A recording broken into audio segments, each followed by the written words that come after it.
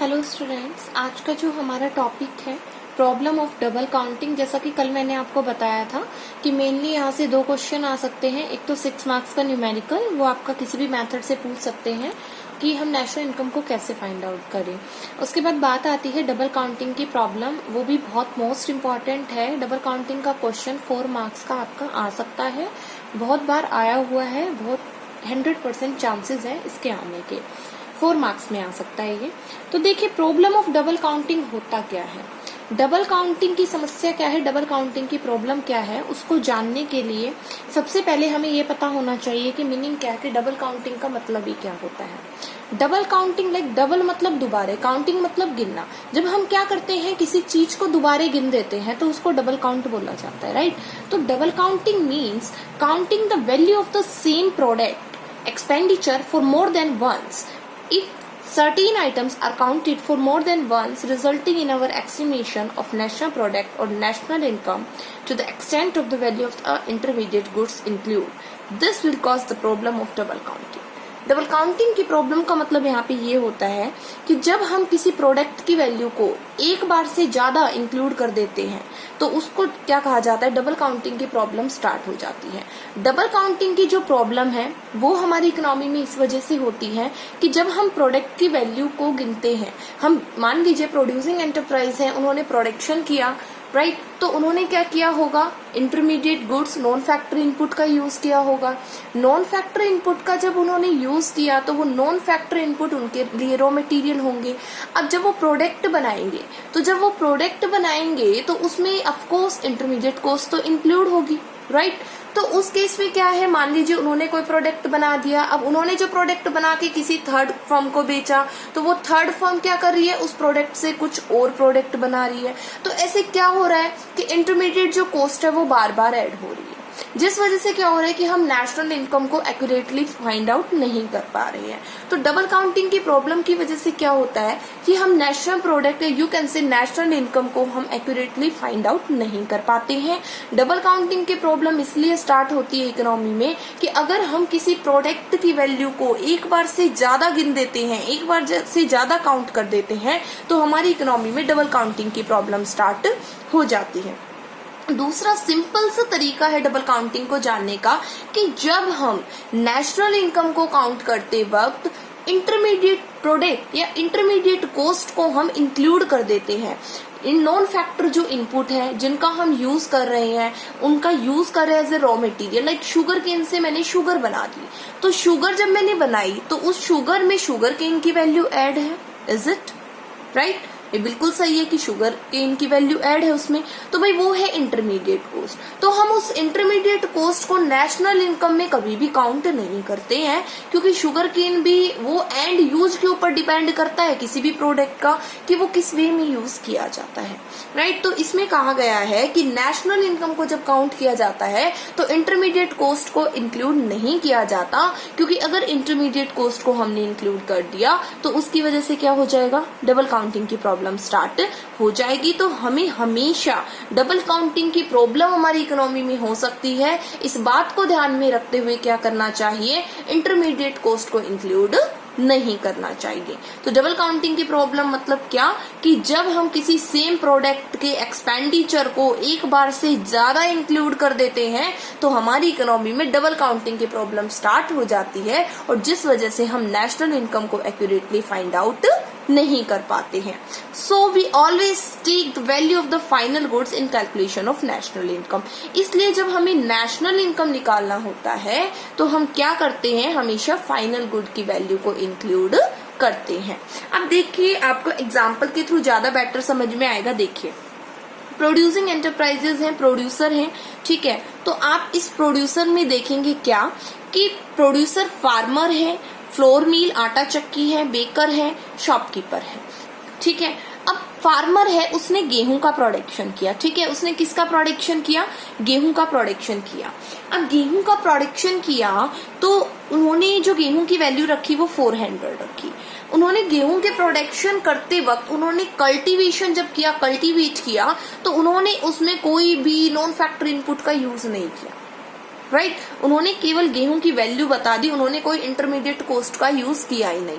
तो उनके लिए वो 400 ही क्या है, वैल्यू है, वो 400 ही उनके लिए क्या है, फाइनल वैल्यू है। फार्मर के लिए फाइनल गुड की वैल्यू क्या हो गई, 400 हो गई।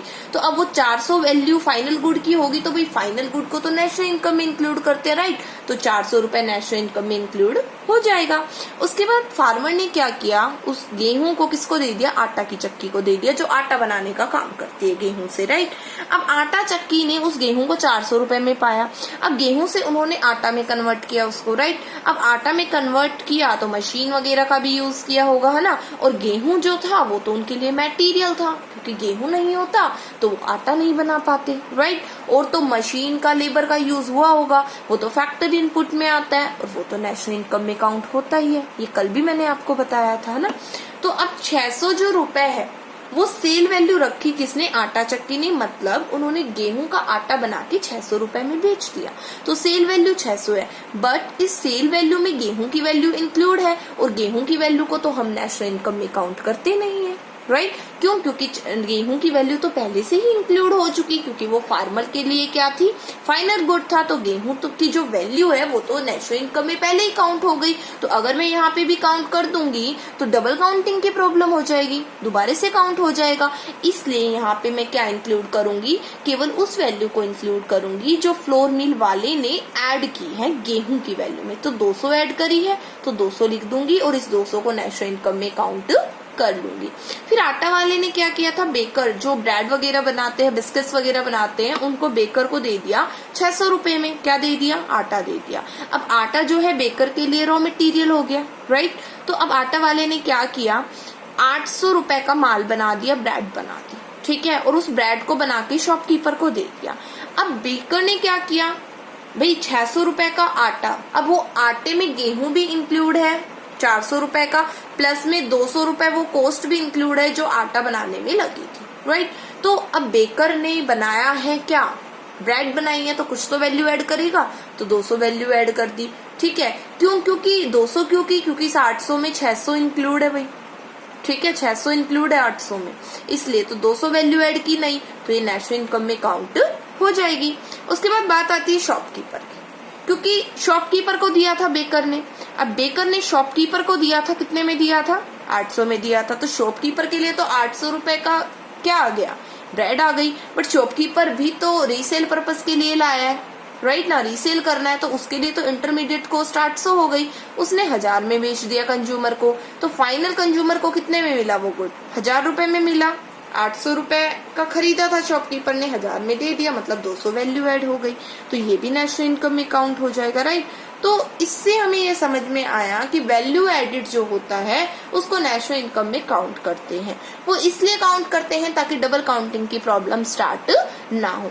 या फिर हम क्या करते हैं, फाइनल गुड की वैल्यू ले लेते हैं। Final good in the case की लास्ट में जो गुड फाइनल कंज्यूमर के पास गया है, तो जिस वे में गया है, जिस वैल्यू में गया है, उस वैल्यू को हम इंक्लूड कर देते हैं। जैसे शॉपकीपर ने 1000 की ब्रेड बेची थी, तो वो 1000 रुपए फाइनल गुड की वैल्यू है। आगे उस ब्रेड का कुछ नहीं बनाना, कंज्यूमर को मिल गई, हाउस होल्ड सेक्टर को मिल गई है। अब हाउस होल्ड सेक्टर ने उसको खुद कंज्यूम करने के लिए खरीदा है, ना कि रीसेल पर्पज के लिए खरीदा है, राइट। तो इंटरमीडिएट जो कॉस्ट थी वो तो शॉपकीपर ने इंक्लूड कर दी थी 800, तो 1000 जो है वो क्या हो जाएगा, फाइनल गुड की वैल्यू में इंक्लूड हो जाएगा। क्या तो ये वाला जो लास्ट में गया है 1000 में, या फिर वैल्यू एड जो हुई है वो नेशनल इनकम में काउंट हो जाएगी। दूसरा आप देखिए, 400 रुपए जो था ना, किसान ने 400 रुपए का क्या किया, गेहूं था, तो उसने जब कल्टीवेट किया तो कोई वैल्यू ऐड नहीं की, तो इंटरमीडिएट कॉस्ट हुई नहीं यहाँ पे।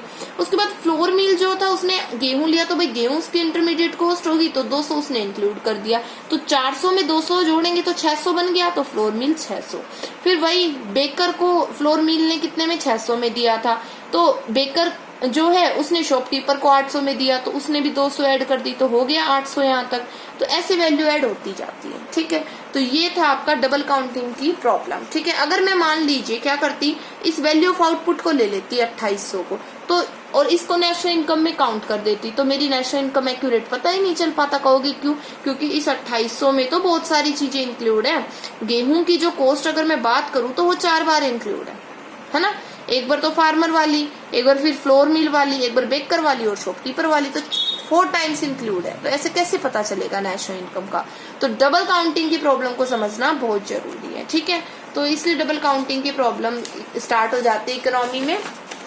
और देखिए इसको बताती हूँ मैं आपको और अच्छे से कि in this example you can see here if farmer produce wheat without incur any expenditure on it. आपने देखा कि इसमें फार्मर ने गेहूं को प्रोड्यूस किया और जो गेहूं का प्रोडक्शन है वो उसने क्या किया, बिना किसी एक्सपेंडिचर के किया। तो वो 400 रुपए उसके लिए क्या हो जाएगी, वैल्यू ऐड हो जाएगी, फाइनल वैल्यू हो जाएगी और वो नेशनल इनकम में काउंट हो जाएगी। उसके बाद कहा उसने कि वो 400 जीडीपी एट मार्केट प्राइस में इंक्लूड हो गया। फिर उसने क्या किया, उसने आटा चक्की को दे दिया 400 रुपए में और आटा चक्की ने उस गेहूं को आटे में कन्वर्ट कर दिया और 600 रुपए में बेकर को बेच दिया। आ रही है बात समझ में? तो आटा चक्की ने वही 200 वैल्यू ऐड कर दी क्योंकि उसके लिए गेहूं क्या था, इंटरमीडिएट कॉस्ट थी, वो तो इंक्लूड होगी नहीं, है ना। तो ये है फ्लोर मिल जो आटा है वो उसके लिए फाइनल गुड है और आटे की कॉस्ट उसने कितनी रखी, 600 रुपए रखी। फिर बेकर ने परचेज किया होगा आटा और आटे से ब्रेड बनाया और ब्रेड बना के 800 में शॉपकीपर को बेच दिया तो 200 उसने ऐड कर दी, ठीक है। फिर बेकर ने 200 ऐड कर दी, वो इंटरमीडिएट कॉस्ट थी, ठीक है। फिर शॉपकीपर ने क्या किया, सेल कर दिया ब्रेड को कंज्यूमर को 1000 में बाय एडिंग द वैल्यू ₹200। तो मतलब वो 1000 रुपए, ये जो आपका 1000 है ये क्या है, फाइनल वैल्यू है और ये क्या हो जाएगी, नेशनल इनकम को काउंट करते वक्त इंक्लूड होगी, ठीक है। तो ये था आपका डबल काउंटिंग का question. So while calculating the national income, we will check the value added और final value of the goods। जब इसने कहा कि जब हम नेशनल इनकम को काउंट करेंगे तो हम हमेशा क्या तो लेंगे, जो वैल्यू एडेड है, जितना भी प्रोड्यूसिंग एंटरप्राइज के द्वारा वैल्यू ऐड किया गया उन वैल्यू एडेड को जोड़ देंगे और उसके थ्रू फिर हम gross value added at market price निकालेंगे और वो सबसे बेस्ट है मैं कहूंगी। या फिर फाइनल में जो लास्ट में कंज्यूमर के पास जो गुड गया है, ठीक है, उसमें इंटरमीडिएट कॉस्ट इंक्लूड नहीं होनी चाहिए बिल्कुल भी, तो उस वैल्यू को हम नेशनल इनकम काउंट करते वक्त लेंगे। तो इसमें 1000 रुपए जो शॉपकीपर का था ना, तो उसमें आपने देखा कि गेहूं की कॉस्ट जो थी वो हम डिडक्ट कर चुके थे पहले से, ठीक है। लेकिन अब गेहूं की कर चुके थे तो इसलिए हमने उस 1000 को ले लिया था। बट अगर आपको याद हो तो कल मैंने एक न्यूमेरिकल करवाया, ऐसा ही एग्जाम्पल दिया था जिसमें वैल्यू एडिड को एस्टिमेट करना सिखा रही थी। तो उसमें मैंने कहा था कि एक किसान है, उसने गेहूं का प्रोडक्शन किया और जब उसने गेहूं का प्रोडक्शन किया था तो 400 रुपए जो था, मतलब उसने 400 रुपए का गेहूं जो था वो फ्लोर चक्की को बेचा था, राइट। आपको याद हो तो मैंने बताया था कि एक फार्मर है, राइट, और फार्मर ने व्हीट का प्रोडक्शन किया और 400 वैल्यू ऑफ आउटपुट रखा और उसने इंटरमीडिएट कॉस्ट 200 को इंक्लूड किया था। तो वैल्यू जो एडेड आएगा आपका ना, वैल्यू एडेड आएगा वो कितना आएगा, 200 आएगा, ठीक है। तो मतलब उसने 200 गेहूं का प्रोडक्शन करते वक्त 200 रुपए की इंटरमीडिएट कॉस्ट इंक्लूड की थी। और आपको याद हो तो यहाँ पे जब वो चीज शॉपकीपर के पास गई थी, शॉपकीपर के पास गई थी वो चीज, तो वो कितने की थी, 1200। शॉपकीपर जो था वो कितने में बेच रहा था, 1200 में बेच रहा था फाइनल कंज्यूमर को, ठीक है। तो उसमें गेहूं की तो चलो डिडक्ट हो गई, ठीक है, फाइनल, लेकिन बेटा गेहूं को भी तो कल्टीवेट किया गया और उसमें 200 जो था वो इंक्लूड था।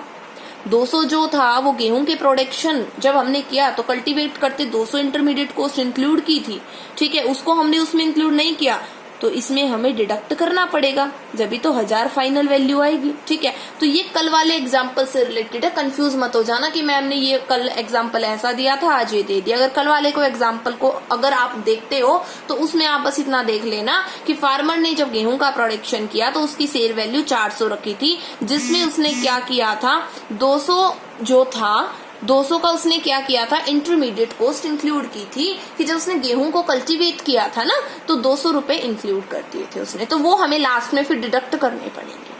आ रही है बात समझ में? बट इसमें क्या था कि जब फार्मर ने प्रोडक्शन किया था व्हीट का, तो व्हीट का प्रोडक्शन करते वक्त उसने इंटरमीडिएट कॉस्ट को इंक्लूड नहीं किया था, इसलिए हमने 1000 जो है उसको एज ए फाइनल गुड की वैल्यू में ले लिया है। तो ये थी डबल काउंटिंग की आपकी प्रॉब्लम।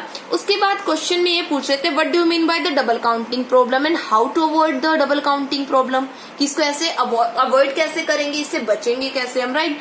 तो देखिए 2 प्रकार के मेथड होते हैं, फाइनल आउटपुट मेथड और वैल्यू एडेड मेथड, ठीक है।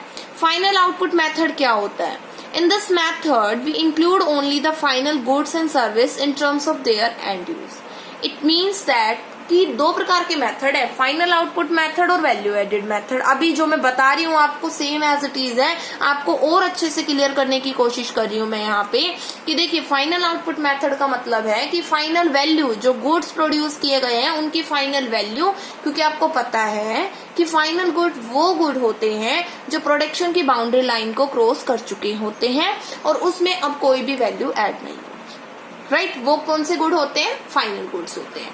तो जब कंज्यूमर के पास जो गुड गया है, उस जिस कॉस्ट पे गया है, जिस वैल्यू में गया है, that is the final good value, right, उसको हम नेशनल इनकम में काउंट करते हैं। तो in this method we include only the final goods and service in terms of their end use.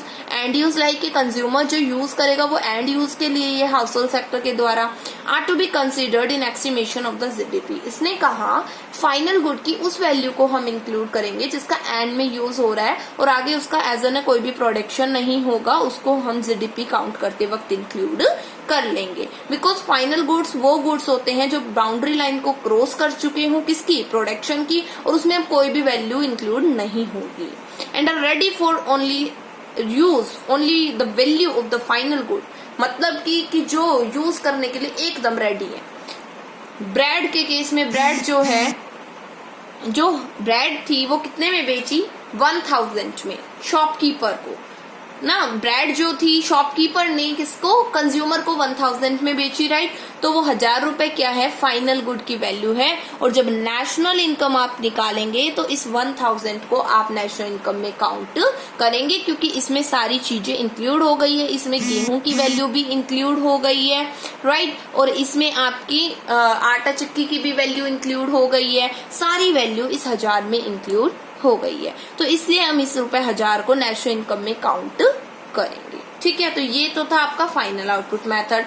दूसरा मेथड है value added method. Value added method क्या होता है, इस मेथड में हम सम टोटल लेते हैं किसका, वैल्यू एड का, by all the producing unit within the domestic territory of the country. मतलब कि हमारी डोमेस्टिक टेरिटरी, हमारे इंडिया के अंदर जितना भी प्रोडक्शन हुआ है, ठीक है, तो उन प्रोडक्शन यूनिट के द्वारा जितनी भी वैल्यू ऐड की गई है, फार्मर ने की, फ्लोर मिल ने की, बेकर ने की, शॉपकीपर ने की, तो उनके द्वारा जो वैल्यू ऐड की गई है आप उस वैल्यू ऐड को निकाल लीजिए और उसको नेशनल इनकम में काउंट कर लीजिए। आपकी नेशनल इनकम एक्यूरेटली काउंट हो जाएगी। तो वैल्यू एडेड का formula value of output minus intermediate cost, तो ये भी हमने पढ़ा था। वैल्यू ऑफ आउटपुट मतलब सेल्स वैल्यू आपका है ना, और इंटरमीडिएट कॉस्ट आपका क्या हो जाएगा, non factor input, non factor input, या फिर आप कह सकते हैं रॉ मटेरियल की, आपकी जो रॉ मटेरियल की कॉस्ट है वो इंक्लूड हो जाएगी। तो ये तो था कि डबल काउंटिंग की प्रॉब्लम को अवॉइड कैसे करें। I hope it's be clear, अच्छे से आपको क्लियर हो गया होगा। अब हम एक क्वेश्चन देखेंगे, नेशनल इनकम को ही वैल्यू एडेड मेथड के थ्रू निकालते हैं, तो उसके रिगार्डिंग मैं आपको एक क्वेश्चन करवा रही हूँ, इसको अच्छे से देखना। देखिए इस बार क्वेश्चन भी आया था और उसमें सेल निकालनी थी, सेल वैल्यू, ठीक है। तो ये उसी के रिगार्डिंग करा रही हूँ मैं कि हमें सेल वैल्यू निकालना है। वैल्यू एडेड मेथड का ही क्वेश्चन है ये। अब हमें सेल वैल्यू निकालनी है तो कैसे निकालेंगे, देखिए हमें दे रखा है net value added at factor cost, कितना, 300। Net value added at factor cost हमें कितना गिवन है, यहाँ पे 300 गिवन है। मतलब नेट वैल्यू एडेड जैसे होता है ना gross value added at market price, या फिर आप कह देते हो gross domestic product at market price, तो सेम थिंग है। तो इसको भी आप क्या कह सकते हो, NDP at factor cost. NDP at factor cost मतलब net domestic product at factor cost आप बोल सकते हो इसको, ठीक है। तो ये 300, इंटरमीडिएट कॉस्ट 200 है, इनडायरेक्ट टैक्स लाइक जीएसटी 20 है, कंजप्शन ऑफ फिक्स कैपिटल 30 है, चेंज इन स्टॉक -50 है। आपको निकालना है सेल, तो आपको सीधा सा पता है फॉर्मूला क्या कि भाई वैल्यू एडेड मेथड के through GDP at market price कैसे निकलता है, वैल्यू ऑफ आउटपुट माइनस का इंटरमीडिएट कॉस्ट, ये फॉर्मूला होता है, ठीक है। और वैल्यू ऑफ आउटपुट नहीं दे रखा हो तो सेल्स प्लस में चेंज इन स्टॉक, इतना आपको पता है, ठीक है। बट इसके थ्रू तो ऐसे क्वेश्चन नहीं आएगा, तो इसलिए इन्होंने क्या दे दिया, एनडीपी एट फैक्टर कॉस्ट दे दिया। तो अगर मैं ये निकालू तो बात बन जाएगी, जीडीपी एट मार्केट प्राइस निकालो, तो जो निकालना है वो लेफ्ट साइड में और जो दे रखा है वो राइट साइड में, राइट। अब नेट से मुझे किस पे जाना है, ग्रोस पे जाना है। किस पे जाना है? ग्रोस पे जाना है। तो डेप्रिसिएशन बताइए जल्दी से, क्या कर दूं? जोड़ दूं? तो जोड़ देंगे। मैंने कल भी बताया था डेप्रिसिएशन का किस नाम से मिलेगा? कंजप्शन ऑफ फिक्स कैपिटल से। डोमेस्टिक सेम है, कुछ नहीं करना। फैक्टर कॉस्ट से किस पे आना है? मार्केट प्राइस पे। तो नेट इनडायरेक्ट टैक्स को क्या कर दूंगी मैं? जोड़ दूंगी, राइट। तो अब देखिए आप यहाँ पे क्या हो जाएगा बेटा, net domestic product factor cost 300 था, डेप्रिसिएशन आपका 30 था, नेट इनडायरेक्ट टैक्स आपका 20 था। तो कितना आ गया? 350 आ गई ये वैल्यू। अच्छे से समझ आ गया? कितनी आ गई आपकी? 350 वैल्यू आ गई। अब देखिए क्या है, हमें क्या निकालना है? सेल वैल्यू निकालनी है ना। चेंज इन स्टॉक भी गिवन है, सेल वैल्यू गिवन नहीं है, इंटरमीडिएट कंजप्शन भी गिवन है। तो अगर वैल्यू ऑफ आउटपुट पता चल जाए मुझे तो फिर मैं आसानी से निकाल लूंगी ना सेल वैल्यू, राइट। तो जीडीपी एट मार्केट प्राइस तो निकल गया। तो यहाँ पे 350 रख दिया मैंने। वैल्यू ऑफ आउटपुट निकालना है। इंटरमीडिएट कॉस्ट कितना था? 200। तो इधर आ जाएगा, यहाँ माइनस का था, यहाँ पे आके क्या हो जाएगा?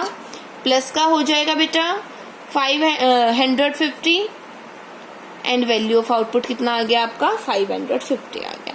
इसमें रख दूं मैं ये वैल्यू। तो देखिए वैल्यू ऑफ आउटपुट